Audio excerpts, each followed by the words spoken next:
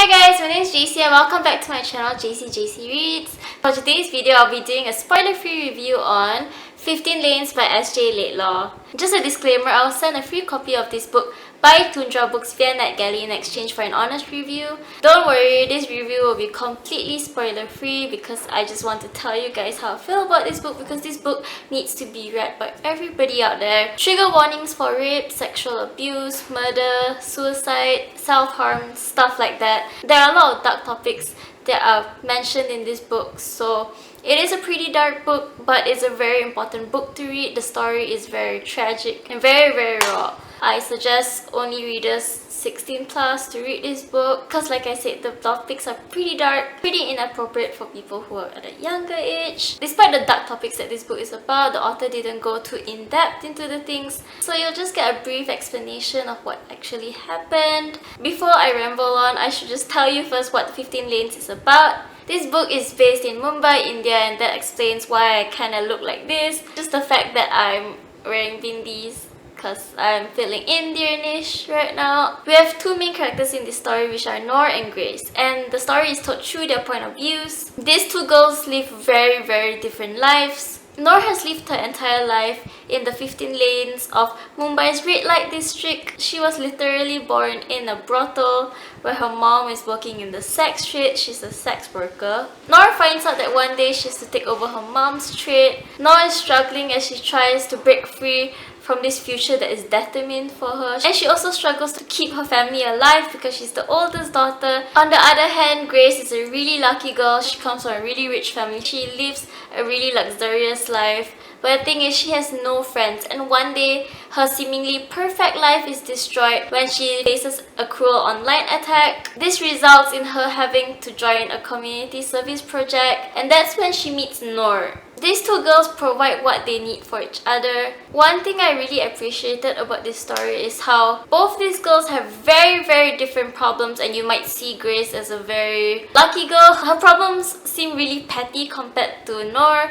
but at the same time, the way the author tells the story, she manages to make the girls' problems not invalidate the other girls' problems. Because everybody's view on hardship is different, it differs according to your life. Noor and Grace do not even meet until more than halfway in the book. You get to see both their very different lives separately. You get to learn the backgrounds of these two girls. I really love Noor as a character. She's such a strong character and I really look up to her. I also really love how these two girls' problems do not overshadow the other people's problems, because many characters in this book also face their own problems, and some of them even face worse problems than these two girls are facing. This book really opened up my eyes because even though this story is fictional, but the author told the stories of many girls out there who are facing the same problems as Noor and Grace are, especially about the ones in Noor's conditions. I know children are being forced into sex work, sex slavery, but I've never read a book mainly based on it, and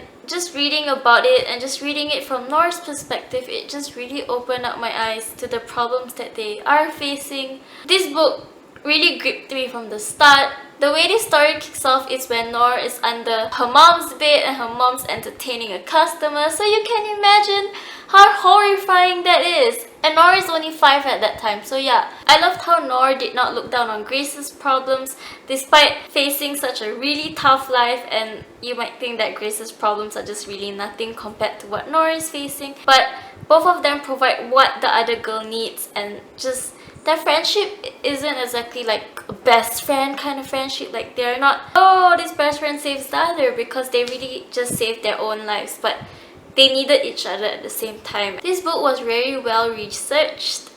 That was really hard to say. Well researched. That was such a hard word to say. The author herself is a volunteer at an NGO facility that works in Mumbai's red light district as well, if I'm not mistaken. So you can see that she actually does know what goes on in these 15 lanes of Mumbai's red light district. Her characters are very complex and her story was very well written. I give 15 lanes 4.4 stars out of 5 on Goodreads. I absolutely love this book. I appreciated the writing style, I appreciated the way the story was told. I just love the characters in here. It is still a fun book despite all the serious issues in it, so I really appreciated that. I'm so grateful I received an arc of it. Everybody should read it. But like I said, only for 16 and above because the topics are really something that's not appropriate for younger ages. So yeah, 15 Lanes comes out on the 5th of April, so go check it out at the bookstores near you. It's a really good book because it really opens up your eyes to the lives of these young girls that are literally born into the sex shit and have no other option, no other way out from that kind of life. And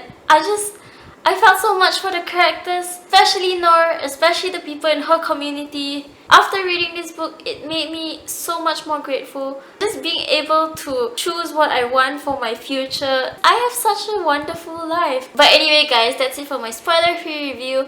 I hope you enjoyed it. I'll see you next time. Bye!